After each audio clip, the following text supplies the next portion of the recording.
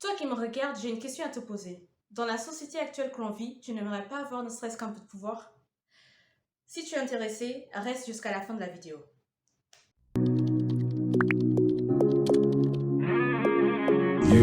Dans cette vidéo, je vais t'expliquer en quoi ça consiste ce livre, Les 48 lois du pouvoir de Robert Greene.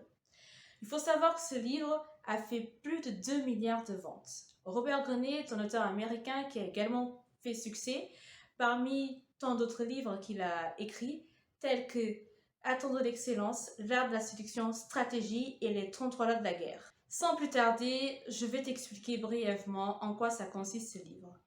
Premièrement, l'auteur explique que dans la société actuelle que l'on vit, on a tous des ambitions, des objectifs qu'on veut atteindre, mais le montrer clairement ses objectifs et ambitions peut être dangereux. Ça peut porter préjudice. Il ne faut pas montrer clairement ses objectifs et ses ambitions. À travers la lecture de ce livre, l'auteur il nous montre ce que c'est le pouvoir et ses priorités. Et il nous fait comprendre clairement que si on met en pratique ces 48 lois du pouvoir, on est en mesure de prospérer dans le monde, donc de façon à atteindre nos objectifs et ambitions, tout en apparaissant comme quelqu'un qui semble être non dangereux, pour autant, tout en étant un manipulateur. Maintenant, la question que tu te poses peut-être, est-ce que je recommande la lecture de ce livre?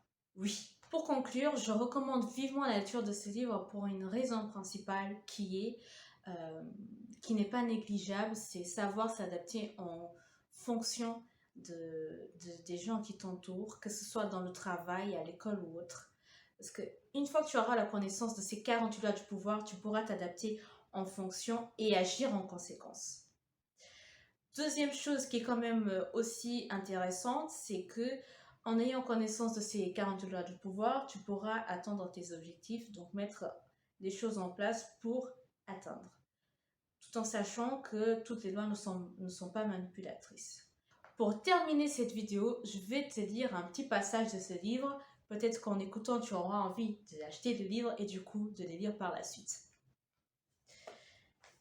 La loi numéro 1, ne surpassez jamais le maître.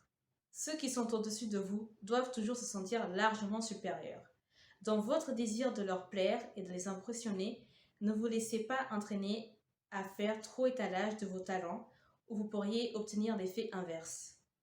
Les déstabiliser en leur faisant de l'ombre, faites en sorte que vos maîtres apparaissent plus brillants qu'ils ne sont et vous atteindrez les sommets du pouvoir. Partage cette vidéo, j'espère que tu as aimé, dis-moi ce que tu en penses dans les commentaires. Abonne-toi si ce n'est pas encore fait, ça prend une seconde. Je te dis à plus, ciao!